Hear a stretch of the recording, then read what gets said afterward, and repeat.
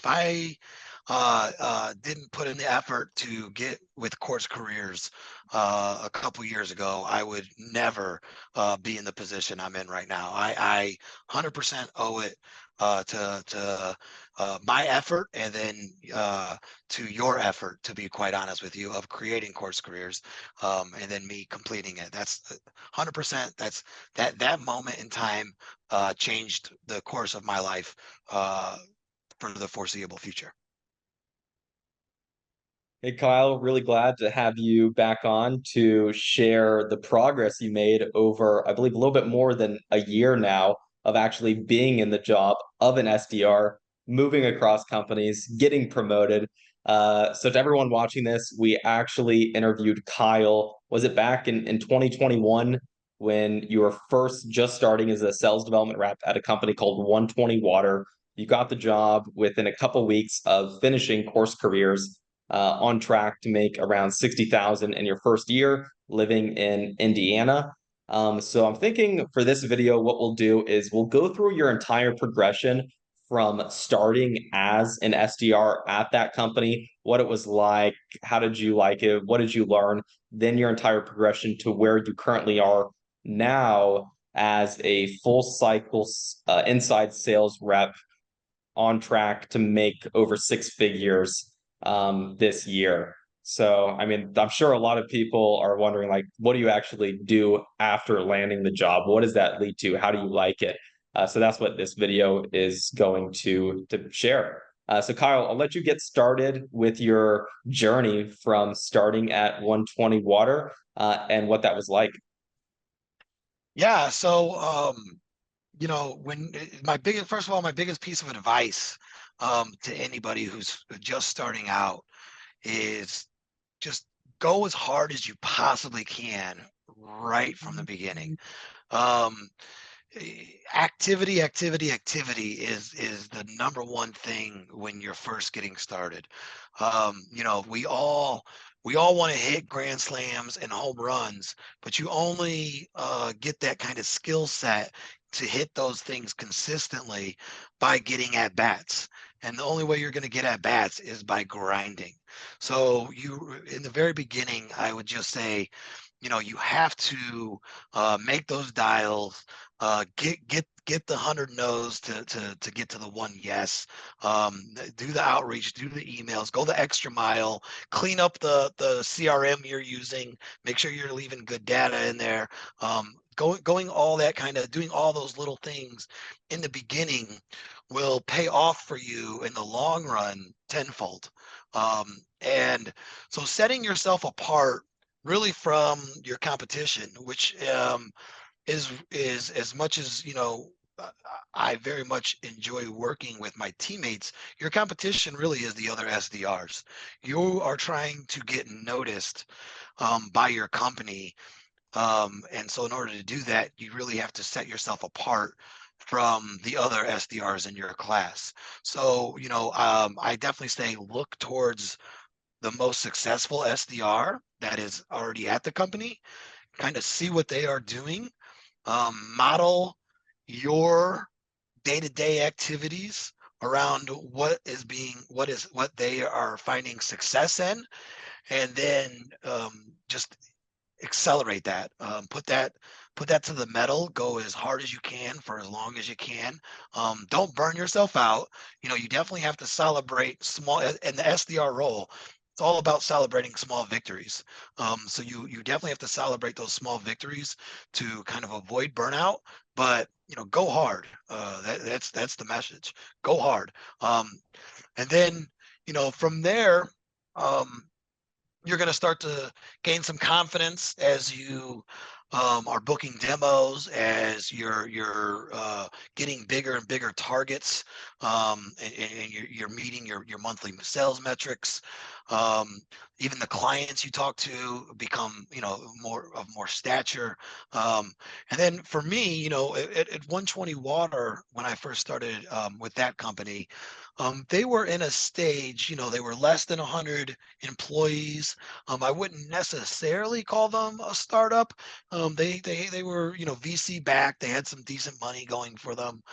They had a lot of of their tech stack was already fleshed out, um, things of that nature.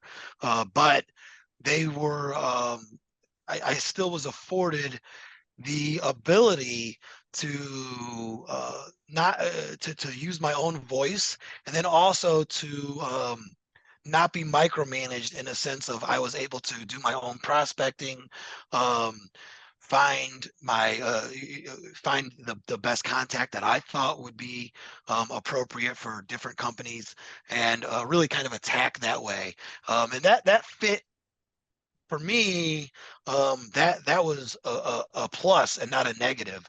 That really helped me um, uh, feed my own inner hunger of attacking.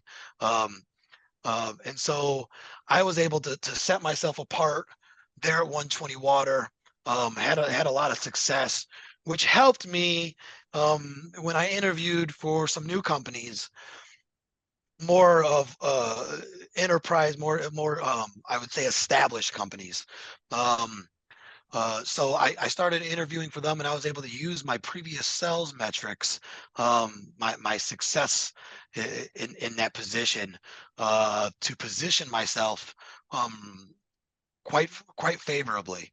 And a matter of fact, um, the company that I ultimately decided to go with as my second round of companies, I turned them down. They gave me their offer, and I really wanted more, and I turned them down. And I interviewed so well, and having that previous metrics um, must have given them enough confidence in me that they countered after I turned them down. They countered. They offered a larger base to counter me, which and that fed my ego a little bit, right? I mean, this company wants me so bad that I turned them down, and they countered me with more. Um, so I was able to. So I took that role, and that was a good role. That was a company called Clara. That's Klara.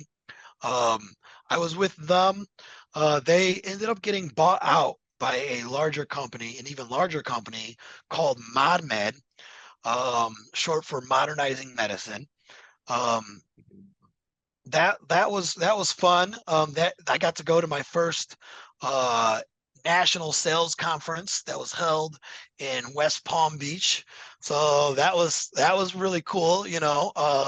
Being having an all expenses paid sales trip to West Palm Beach, pretty fun. Pretty fun, I gotta say. But um, not too long after that, I was approached by another Indiana-based company with a job offer that was basically a promotion. It took me out of the SDR, BDR type of role and got me to full sales cycle, which was what I really, was the ultimate, was the goal from the onset, right? Um, and so I was able, well, so I took the job, and that's with my current company now, called Sonic U. Um, that was an inside sales role. Came in there and had the same mindset. Just come in swinging, come in going hard. Just trying to set myself apart. And that's why it wasn't but 3-4 months into that role, when an opportunity became available for a regional sales manager of the West Coast. And by putting in the hard work and grit, and ramping myself up really quickly, understanding the product, understanding the market, understanding the ICP, and learning all of that in a very short period of time. I was able to give them the confidence in me to go ahead and promote me. Why go outside if you have a guy who's kind of already knows the business plan, and knows what is just proven himself time and time again. Just go ahead and give it to him, and that's what they did. They went ahead and gave it to me, and I officially um, started that in January 1st as the regional sales manager. And to be quite honest with you, if you said six figures in this role, if if I don't make $150,000 this year, I won't have a job. That's pretty much where I'm at. Um, and I'm doing pretty well so far in January with the with my pipeline. So I'm pretty fairly confident I will be meeting my quotas and making at least 150 this year. Wow. So you started, I mean, before you even started as an SDR, in case the people haven't watched your first testimonial, did you ever go to college? Did you ever work in an office? Can you share your background with us? Yeah, so no college. I started uh, production manufacturing work straight out of high school, 18 years old. I went to work for a company that's owned by Honda. So was, put in production, making car parts, we'll call it, to keep Yeah. this short. But was making car parts for Honda. Then I ended up getting a little bit of a better job down in Indiana. I was in Northwest Indiana. I moved down to Indianapolis for a company called ConAgra. If you haven't heard of Mhm. ConAgra, I can with a fair amount of confidence say they probably have some kind of product in your kitchen. ConAgra owns it's a food manufacturer. They own a ton of other brands. Um, and so it was a union job. So I was a union worker, just blue collar kind of guy. The highest I ever got there was like a team leader. So I did have a crew that worked for me, but not management. Still a union hourly worker.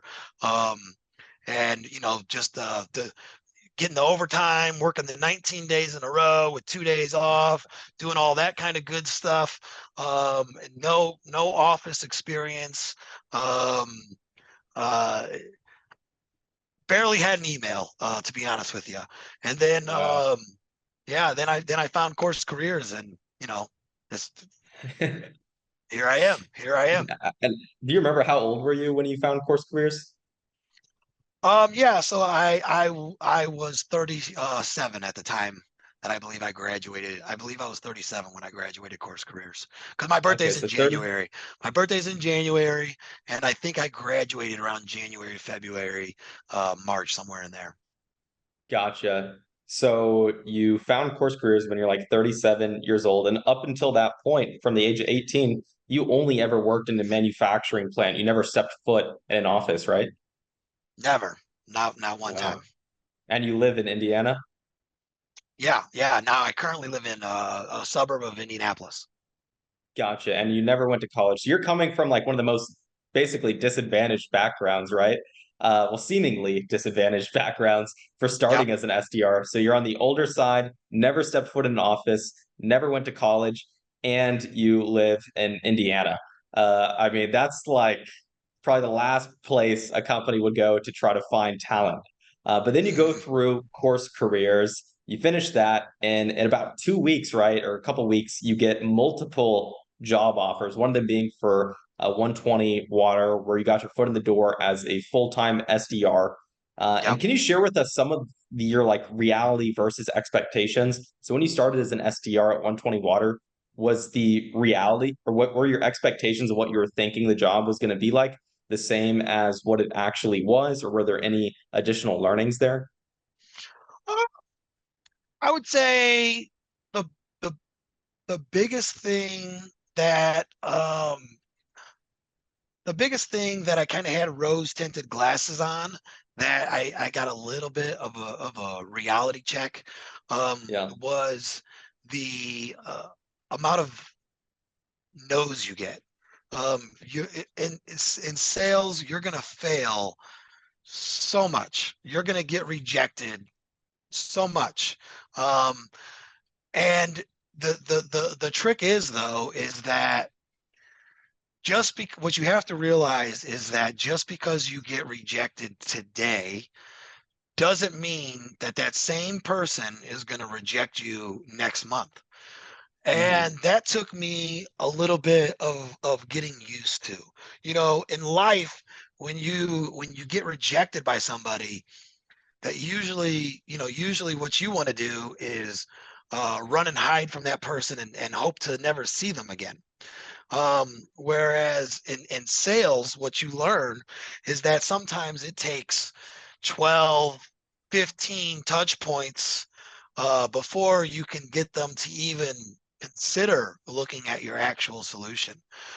So, just because you get rejected doesn't necessarily mean that the opportunity is completely dead. It's all about right place, right time.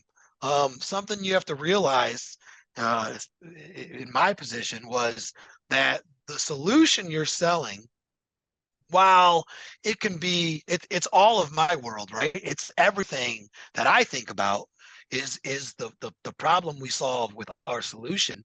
um, for a prospect, I call it the pie of responsibility. Um, Hmm. their day-to-day task, they probably aren't what they're worried about 95% of the time probably isn't necessarily the problem that you solve. That might only be a sliver of their actual responsibility.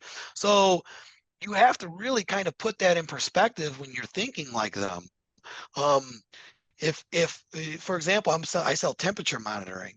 If a doctor or a healthcare provider, a hospital, um, temperature monitoring for the medicine in their fridge is probably very minuscule to compared to their day-to-day responsibilities. Now, it's an important Hmm. part of their responsibilities, but it's a small part of their day-to-day responsibilities. So if I'm catching them on a bad day, they might be like, no, we already have a solution for that. Boom, and they hang up. Okay, fine, fine. But but right place, right time. You catch them while they just spent 45 minutes walking around the hospital, manually logging all the temperatures, or you catch them um, when an auditor comes in and they say, hey, I need all of your calibration certificates. And they have to spend 3 or 4 days running around all the different siloed departments trying to round up these calibration certificates. Well, guess what? Now I call you, right place, right time, and that same person who told me no, we have a solution for that already, is now going, well, let me ask you, can you help me with this problem? And then yes, as a matter of fact, I can. And so you just got to learn to kind of take rejection and really just let it bounce right off of you and kind of plow forward. Now, don't get me wrong, you're not trying to harass anybody, because no one's ever sold anything by harassing anybody, so that's not good either. But if you legitimately feel like you have a solution to a problem that they legitimately have, then you owe it to yourself to keep trying until they at least understand what it is that you're trying to solve for and how you're trying to solve it. For sure. I know as a business owner, I remember the payroll software we used, I was completely okay with it, right? And if anyone called me about trying to sell me payroll software, no, no, we're good. But one time the software messed up, it missed payroll, right? Really pissed me off. I mean, you can't be missing Mhm. payroll.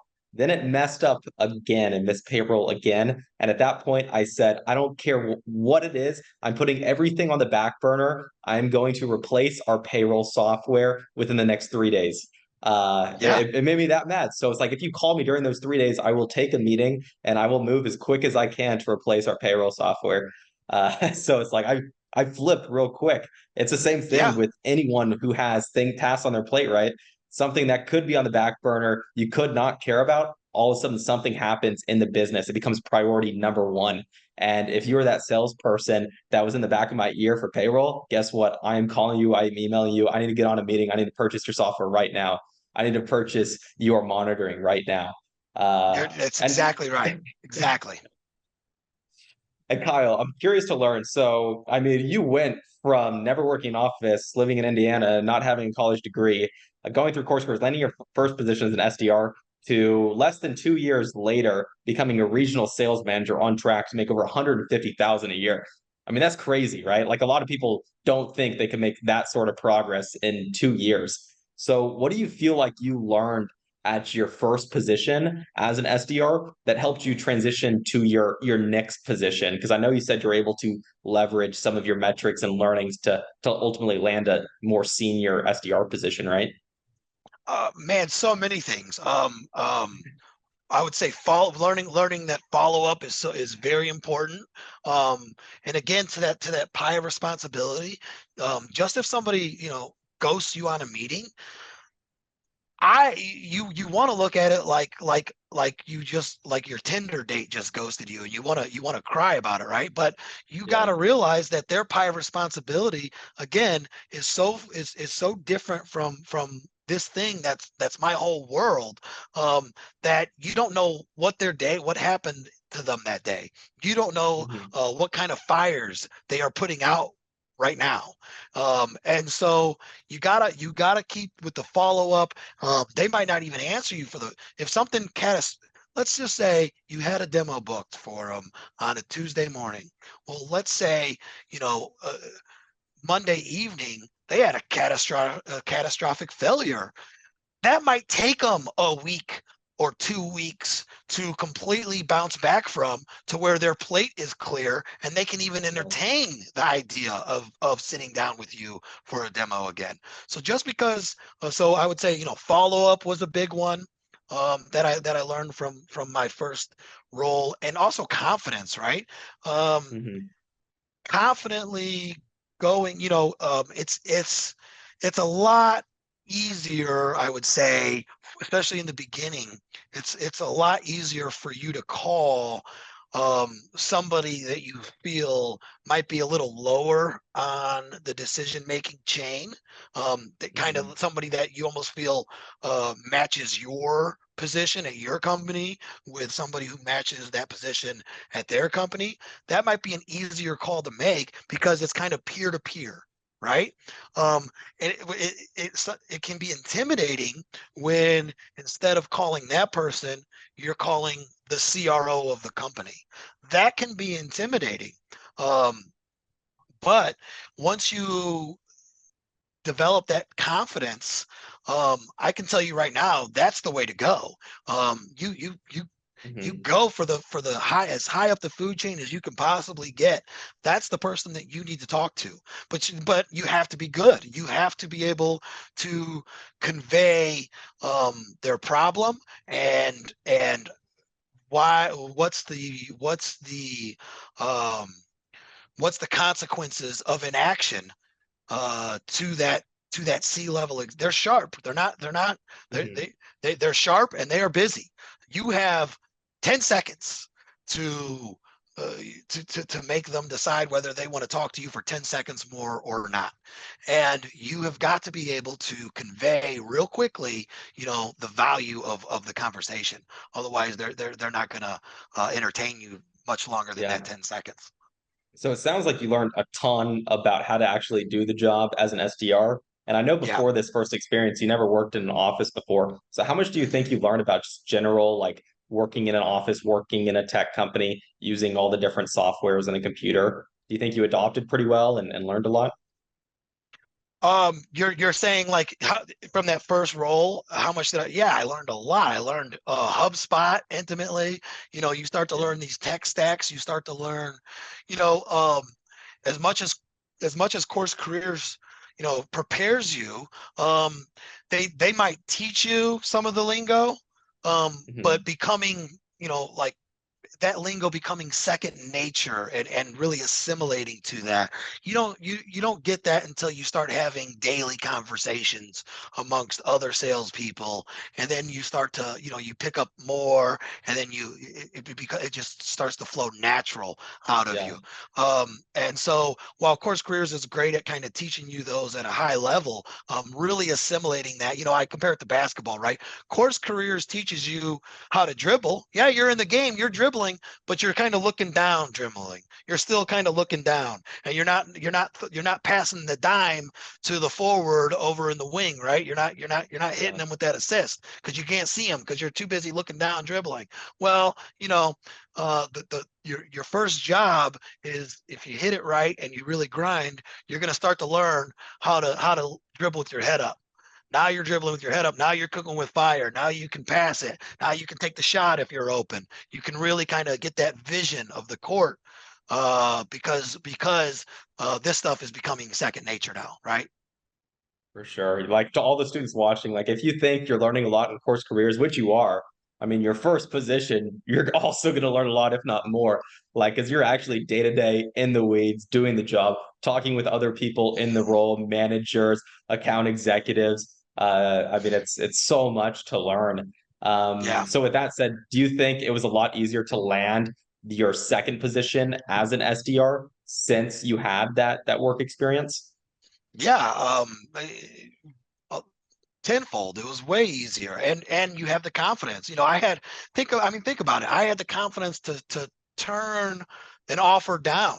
If you would have told me 5 years ago that I was going to turn down a completely work from home 9 to 5 job, um, that with a tech company that is a billion. I mean, it was basically $1 billion tech company.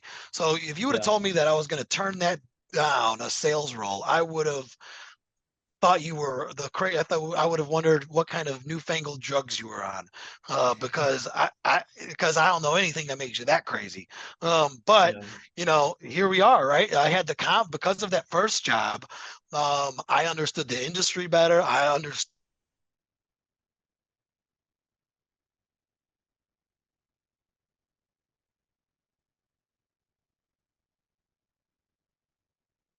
the counter offer. uh and of course, the interviewing, everything becomes more natural because I've already done it, and I'm dribbling with my head up, so I can talk to you about dribbling. I can talk to you about dribbling more comfortably than I did with my first round of interviews, when Course Careers taught me how to dribble, but I wasn't necessarily in the game yet. For sure. And I know this is a very important point where if you go on Reddit, people say, okay, maybe you can get your foot in the door with your first position if you don't have a degree, but you're never going to get promoted to an account executive or to management. Kyle, do you think not having a degree held you back from these opportunities? Absolutely not. Let me tell you, at the end of the day, right? The old saying is true. Money talks, right? Money solves all problems, right? So if you're bringing in money to the company's bottom line, then you have to realize that you have leverage. And if you have leverage, then you need to stand up for yourself and say, hey, I want that position. I want that role. And if you do that, Mhm. then that forces the company to start considering you, and they consider you against the leverage that you bring to your company, the money you're bringing to the company, because they don't want to lose you. At least if the management is at all competent, then they should be doing a risk assessment on, if we don't give them this promotion and he ends up leaving, what do we lose out on? They should be thinking about that, because Mhm. quite frankly, if you are good at your role, then you should be able to go out there in the market and find another position. And once you're in sales, to be honest with you. For sure. Yeah. I mean, it's really black and white. You're either making the company money or you're not. And if you are, that it's very clear to see the value you're bringing to the company. And if you're a manager, then you're responsible for the revenue your team is bringing. And if you're delivering more revenue from your team than someone else's from their team, you're simply doing a better job. Doesn't matter how old you are, your background, your skin color, if you have a degree or not, the numbers talk. You're 100% right. 100% right. Yeah, yeah. And I know Trent Dressel, the new instructor of the course, he has a friend who's like a very young VP of sales. And it is because the numbers talk. I mean, you can move up in sales as quickly as you can deliver results. So if you're delivering better results than anyone else, then you're going to move up faster than anyone else. And Kyle, what do you think it took? Because I know you said that like Sunoco, the current company you're working at, did you ever apply Sonic to U, Sonic U. Sonic Q? That's it, Sonic Q. Did Yep. you ever apply to Sonic Q, or did they reach out to you? They found me. Um, Really? yeah, yeah. So I was actually content with where I was at. But the full sales cycle, that's that should be all BDR SDRs goal. That should be Yeah. the big kind of next target to hit is you want that full sales cycle job, right? Mhm. And so basically, they were looking for somebody kind of geographically located near their headquarters. And I can't say 100% exactly what Mhm. drew them to me, but they liked what they saw, and so they reached out and basically said, "Hey, we have this position open. We think you would be a really great fit. If you're at all interested, can you please, send us your most updated resume uh, to this email address, to basically their Wow. sales administration?" And I did, and a couple interviews later, and I had the job. That's incredible. So, I mean, you were working like the first position you were at 120 water was in like water technology. You then Yeah. moved to a medical technology role as a business development rep, making more money, right? And Yep. probably even more than you should have been because you negotiated, because you had that Exactly. leverage, because you were confident. Exactly. So Hmm. you're making really good money as a medical technology business development rep, and they're flying you out to sales conferences in Palm Beach. Like that's that's amazing. Yeah. This is a big medical company too, and then you didn't even have to apply for it. You're such a hot commodity at this point without a degree. And just a couple years ago, never even working in an office, you're such a hot commodity that you have companies reaching out to you, wanting to give you promotions and pay you six figures. I mean, is that not incredible? Like looking back on it a couple of years ago before you started this journey, do you think that would have ever happened to you? I mean, it definitely, no, I mean, I was at a good, but a quote unquote dead end job, right? Yeah. And so, no, definitely not. If I didn't put in the effort to get with Course Careers a couple years ago, I would never be in the position I'm in right now. I 100% owe it to my effort, and then to your effort, to be quite honest with you, of creating Course Careers, and then me completing it. That's 100%.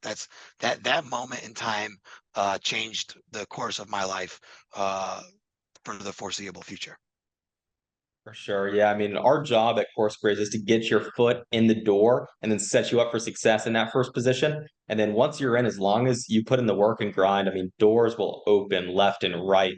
And then someone like Kyle, that does come from like literally one of the seemingly most disadvantaged backgrounds, in 2 years can move up to a regional sales manager on track to make over 150K a year. Like, come on. You're uh, 100% right. 100% yeah. amazing, amazing. It's And awesome what you've built. Kyle, and I'm also curious to learn because I know the students are probably wondering, like, what is your job actually like as a regional sales manager? Can you share some of like a day in the what a day in a life might look like for Kyle McGuire?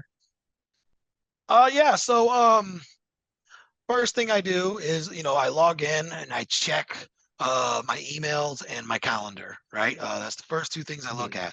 at. And that's another, I will say one other skill set that I would say is very strong and that you need to really kind of focus on in your first position is time organization. Um, Mhm. there's only so many hours in the day, and you don't want to work all day, all evening, and because you will burn yourself out. Um, and so you really have to make the most out of the hours you are working. And so, you know, uh, having a calendar, organizing, what you do throughout the day is so key. And so the first, I log in, I check my emails, I check my calendar, look for what meetings I have scheduled for that day, and then if depending on what demos I have scheduled, I start working on pre-call plans for each of those demos. That's I basically I'm looking at the invites, I'm seeing who's all that invite has been shared with throughout the company. I am looking up those people on LinkedIn, putting a title to the name, trying to extract any tidbit of information, relevant information I can from their LinkedIn profiles. And then even though I've been doing this a little while, I still, lay out all the questions that I want to make sure I get answered. Um, you know, what what solution are you currently using to solve this problem? Um, what what has what do you not like about that solution? Is there any major incident that has caused you to start looking for a new solution now?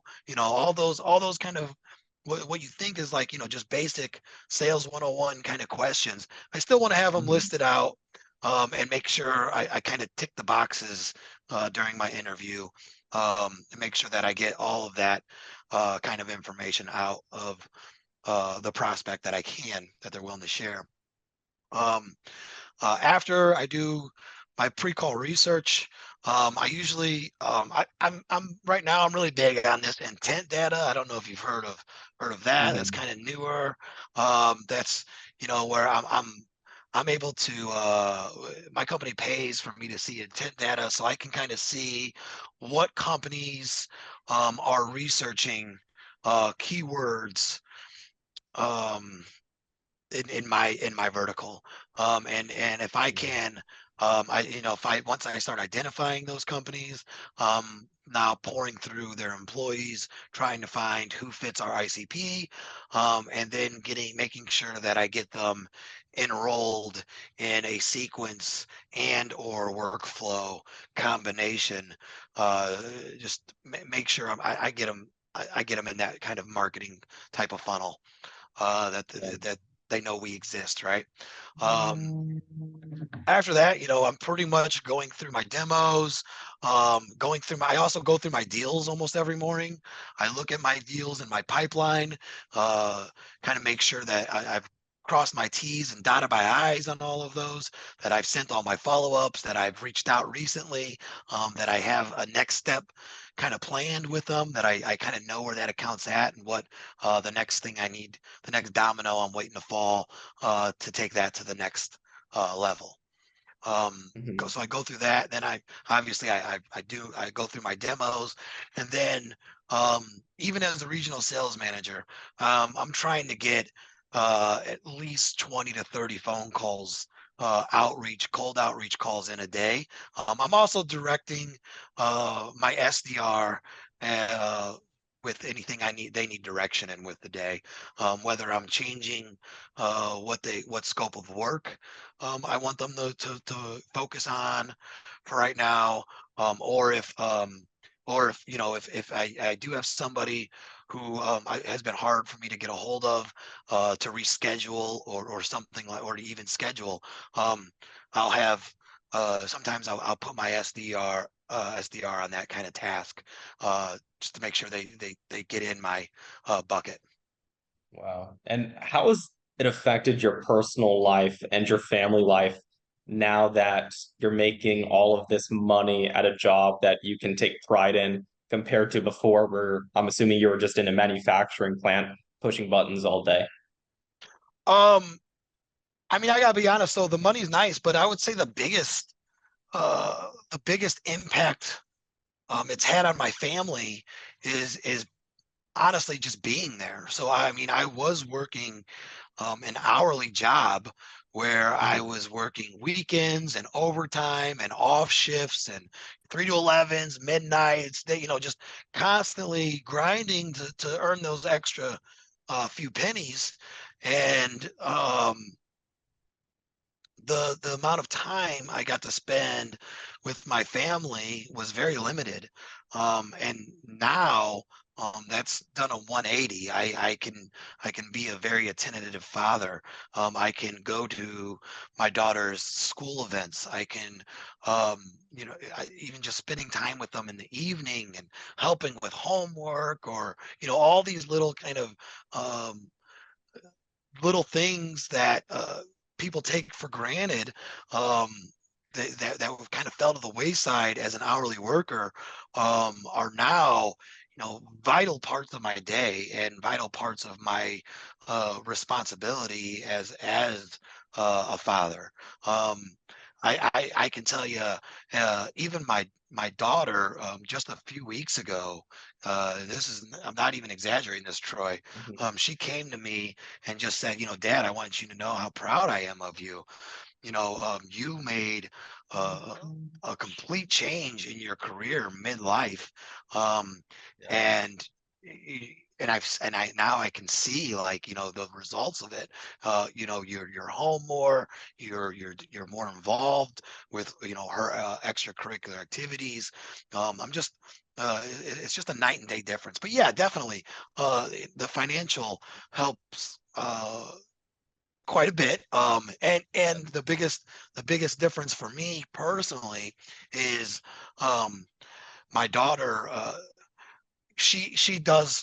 My daughter wants to. She's very focused.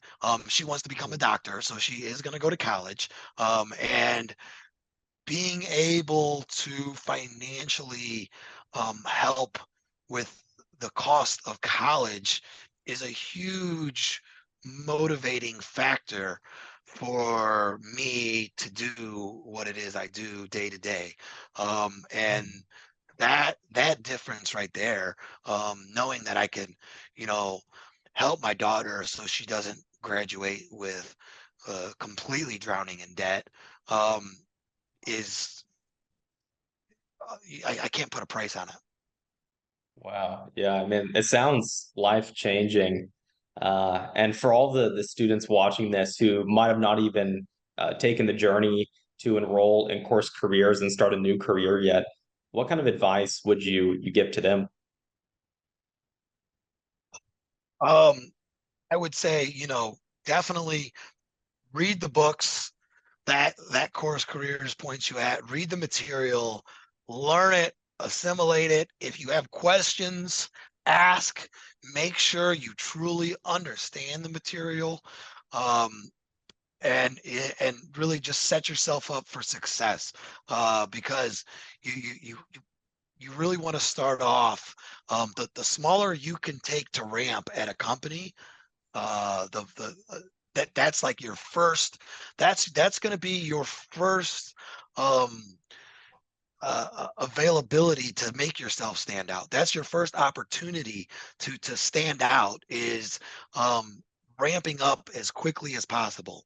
And in order to ramp up as quickly as possible, that means you're going to want to learn the product as quickly as possible. And if you are still learning the basics of selling, then you're going to take longer to be able to 100% focus on just the product. So really just making sure that you have a really solid um, foundational understanding of sales, which is the material that Course Careers provides you. Making sure you really understand that, and then also I would say, just don't be lazy about it. Just don't be lazy. You're only going to extract, like with almost everything in life. You're only going to extract, he can Troy can build the greatest training in the world. He could have the most intuitive, but no one can do it for you. Your hand is not Mhm. held.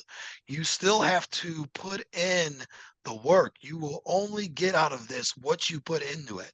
So, just because you signed up and you're enrolled in Course Careers, that's not the end of it. That's the beginning of it. And if you treat it like it's the end of it, and then you're not going to get anything out of it, and you will fail. And that's not a mark on Course Careers. That's a mark on you. Um, So really just, realizing that that's the beginning of a journey and that there is a light at the end of the tunnel, but it's going to require you laying the tracks and building that train to get through that tunnel.